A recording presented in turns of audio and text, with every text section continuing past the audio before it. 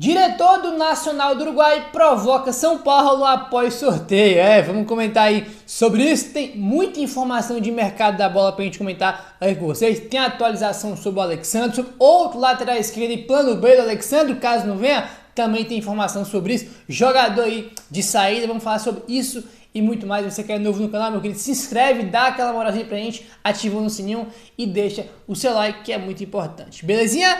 Tranquilão? Então vambora para as notícias do São Paulo, rapaziada. A gente conheceu aí ontem o nosso adversário, né, nas oitavas de finais da Copa Libertadores, e temos algumas ou várias coincidências aí pra gente comentar sobre esse confronto, tá? A primeira, cara, tá aqui, ó. São Paulo também enfrentou o Nacional do Uruguai nas oitavas de final no primeiro título da Copa Libertadores, rapaz. Olha só. Essa não é a primeira vez que os clubes se enfrentam em oitavas de final do torneio. Em seu primeiro título de Libertadores, lá em 92, o São Paulo também duelou com o rival uruguaio em jogo de ida e também de volta, tá, rapaziada? Olha só que interessante, né? O São Paulo, aqui ó, o São Paulo venceu lá no Uruguai por 1-0 na ida e venceu por 2-0 na volta, né? No agregado aí foi 3-0 para o São Paulo nas oitavas. Coincidência, mais um aí, olha só. Naquela edição de 92, o São Paulo, ao avançar para as quartas de final, o São Paulo encarou um time brasileiro, o que também acontecerá neste ano de 2024, caso a equipe passe pelo Nacional, tá? Então pegamos aí lá em 92 no primeiro título, Nacional nas oitavas e um brasileiro nas quartas, que é o que vai acontecer esse ano mais uma vez, porque se o São Paulo passar do Nacional do Uruguai, o adversário é Botafogo ou Palmeiras, né? Automaticamente aí já vai ser um brasileiro no caminho do São Paulo. Tem mais, ó. O São Paulo nunca perdeu para o Nacional, rapaziada. Olha só. Teve os dois confrontos aí que a gente comentou de 92, né? Lá foi 1-0 pro São Paulo, na volta 2-0, no agregado 3-0 pro Tricolor lá em 92. Mas eles também se enfrentaram em 2008, tá? Primeiro jogo lá no Uruguai foi 0-0 e na volta o São Paulo venceu por 2-0 aí o Nacional com gols aí do Adriano e se não me engano o outro foi do Dagoberto, né? Eu lembro desse jogo aí, então o São Paulo tem aí 3 vitórias e um empate contra o Nacional do Uruguai e os caras não sequer fizeram gol no São Paulo nesses confrontos aqui, tá, cara? Nem gol os caras fizeram aí, né, cara? Então, interessante isso daí. Outro ponto que é curioso, né, cara, é 2 ex-jogadores do São Paulo estarem, né, jogando lá no Nacional do Uruguai, olha aí. Coincidência, mais uma coincidência. O reencontro com o time uruguaio coincide com 2 ex-atletas tricolores, um uruguaio e o outro paraguaio. São eles Gonzalo Carneiro e o outro é o Galeano. Ambos são atacantes. Gonzalo, além do doping, ele passou 2 anos no São Paulo, atuou por 34 partidas e só marcou 2 gols. Ele tinha sido indicado por Diego Lugano na época, mas saiu péssimo e sem deixar nenhuma saudade. Cara, realmente passagem do Carneiro no São Paulo. Ele é um jogador bem mais ou menos, por isso que ele teve essa passagem aí, né? Agora, o Galeano, meu irmão, que esse moleque na base tinha um hype bizarro, era um negocinho, parecia que ele ia virar um cracaço, né, cara? Tinha uma expectativa muito grande em cima dele aí, ó.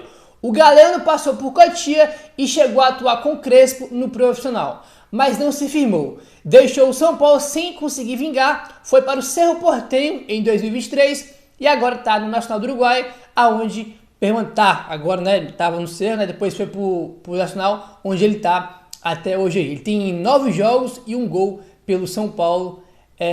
Realmente, cara, tinha uma expectativa muito grande em cima do Galeano aí. E acabou que não vingou, né? Apesar que eu tava vendo algumas informações aqui, né? O Galeano lá, ele joga muitos jogos como titular, né? Tanto ele quanto o Carneiro, né? Eles alternam muito entre titular e reserva. São jogadores importantes pro time do Nacional do Uruguai.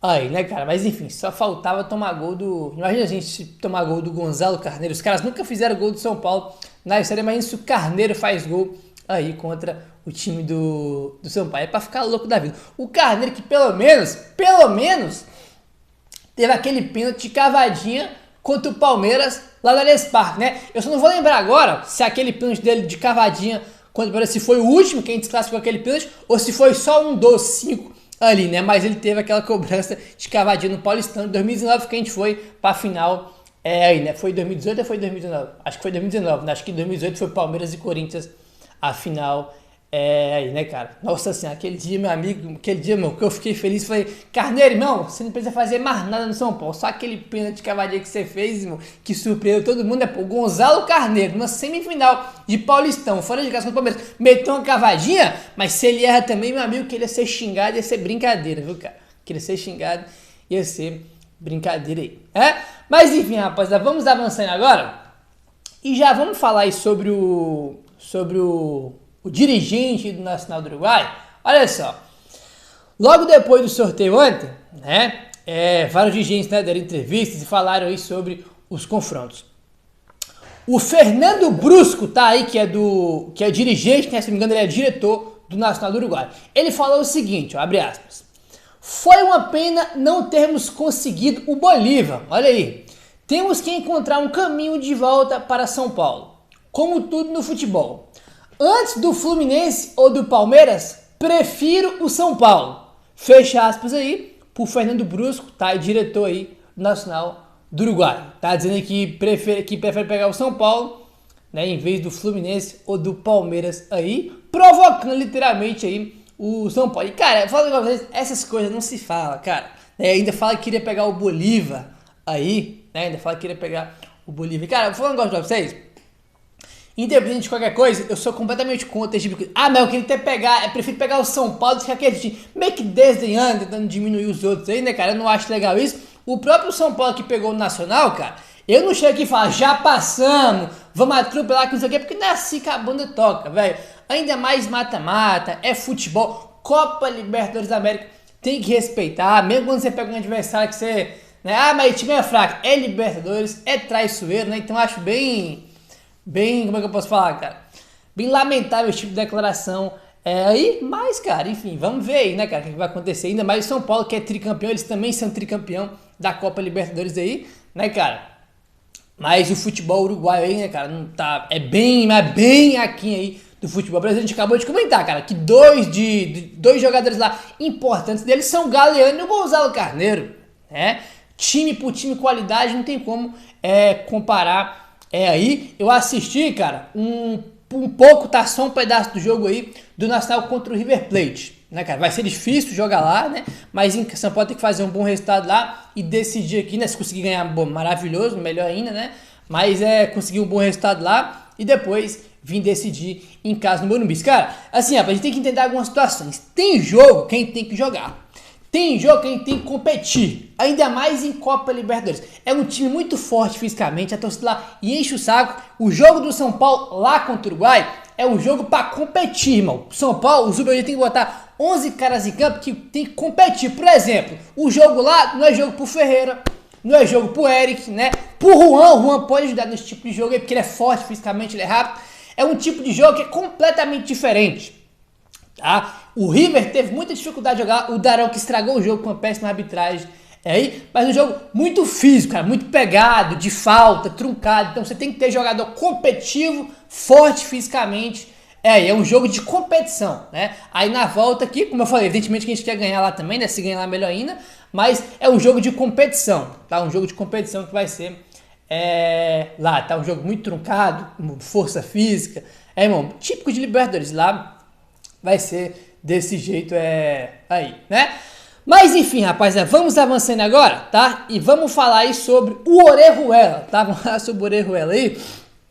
O Orejuela que é um dos jogadores do São Paulo que tá emprestado, né, pro Independente Medellín e que vai voltar agora no meio do ano, ou pode voltar, né? O Liseiro já voltou para São Paulo, né? Acho que nem tá treinando na Barra Funda, não tem nem notícia sobre isso, né? O Mendes volta daqui a pouco e o Orejuela é um dos 3 aí, né, do trio que vai retornar aí para São Paulo, tá? O Paulo Giacomelli traz a seguinte informação. O Independente Medellín quer continuar com o Orejuela em seu plantel. Olha aí, rapaz. A ideia do clube colombiano é tentar fazer com que o lateral rescinda o seu contrato com o São Paulo. Mas para isso acontecer, o Orejuela tem que abrir mão dos valores a receber. outra opção seria negociar uma extensão de empréstimo, tá? Então tá aí, eu acho que o contrato do Orejuela acaba agora no final do ano, se eu não tô maluco, né? Então tá aí, cara, eles querem continuar, mas não quer pagar, né? Ou um empréstimo é uma opção, ou aí o Orejuela rescinde o contrato com o São Paulo, né, cara? Abre mão do que tem para receber até o final do contrato, aí ele fica livre e assina com o Independente Medellín. O Medellín não quer pagar aí, né, para continuar, para ter aí o Orejuela, mas de qualquer forma, só deles terem interesse em ficar com o Orejuela já é uma notícia boa, convenhamos. Mesmo que São Paulo não consiga vender, né, aí né, não sei quanto que é o salário do Orejuela, imagino eu que deve ser um salário alto porque ele foi uma contratação cara, né, pô? Foi o quê? 18, quase 20 milhões a contratação dele. Aí, né, convenhamos, se um cara que foi esse preço, ele tem um salário baixo, né? Vamos ser bem sinceros aqui. Então, talvez, né, não sei qual que é a avaliação do São Paulo em relação a isso, mas talvez seja até interessante para o São Paulo para se livrar do salário dele, né? Para não ter que pagar ele aí até o final do contrato, ele retornando aí. Mas, de qualquer forma, né, só do Independente Medellín aí, né, tem interesse em continuar com o Orejuela, já é uma boa notícia, convenhamos aí. Eu acho que do trio aí, Mendes, Lisieiro e Orejuela, né, eu acho que o Orejuela não tem condição nenhuma de jogar, mas no São Paulo já teve um monte de oportunidade e não conseguiu jogar, né. Enfim, acho que o Orejuela ele é meio unanimidade, que ninguém quer ele no São Paulo. Até hoje eu já vi gente falando que é o Mendes, que pode ajudar, gente falando que o Lisieiro pode voltar e ajudar, mas o Orejuela eu não vi ninguém falando que pode ajudar, porque eu acho que esse aqui literalmente é muita unanimidade, né?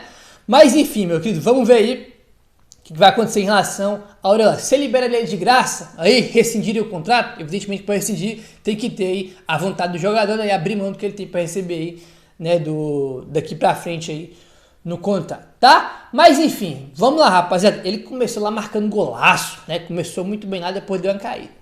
Bom, vamos lá. Vamos avançando agora, rapaziada, e vamos falar agora sobre o Alexandre, tá? Informação aqui do Portal Gol, tá? Matéria aí da Raíssa Simplício e do Thiago Fernandes. São Paulo planeja apresentar projeto por Alexandre. O clube paulista vai se reunir com o staff do jogador a fim de discutir uma possível chegada ao CT da Barra Funda na próxima janela. O São Paulo tenta avançar por Alexandre. O Rui Costa, executivo de futebol do São Paulo, gostaria de se reunir com o staff do atleta para discutir a possibilidade de transferência para o Morumbi, tá? A conversa ainda não foi marcada, mas a diretoria acredita que, se o jogador quiser atuar no Brasil, o São Paulo terá prioridade para apresentar uma proposta. O lateral esquerdo ainda discute com a sua família a vinda ao futebol brasileiro, tá? Então, ponto importante, aí tá, segundo o Portal Gol São Paulo aí, né, o que vai se reunir aí é o Rui Costa, né, que é ele que negocia, né, cara, quando vai contratar um jogador, que negocia é o executivo é o Rui Costa, ele quer se reunir aí, né, com os representantes, né, o staff, empresários aí do Alexandre, para tentar avançar aí nessa negociação, e o São Paulo entende que se ele decidir voltar para o Brasil, o São Paulo seria uma prioridade pro Alexandre, né, cara? Inclusive a gente viu aí, a TNT testou uma entrevista ontem, né? Ontem? Não, foi domingo, né? No dia do jogo, do Lucas falando que mandou mensagem para ele, o Lucas é amigo dele, aí, né? Então os jogadores estão fazendo aquela parte ali para ajudar na negociação, tá? Aí, rapaz, o Portal Gol aqui também, Thiago Fernandes e a Raíssa Simplício traz aqui um ponto importante, ó. Tem um plano B do São Paulo, olha só. Outro nome que agrada a diretoria do São Paulo no mercado da bola é o do Ismaili, que pertence ao Lille da França. O brasileiro tem 34 anos, passagens por Estoril, Braga e Shakhtar Donetsk no futebol europeu. Com contrato até junho de 2025, não descarta o retorno ao Brasil na próxima janela de transferências, como soube o Portal Gol, tá? Então tá, assim, eu acho bem difícil o Ismaili vir, tá? Porque ele acabou de renovar lá, cara, né? Esse ponto aqui é importante, ó.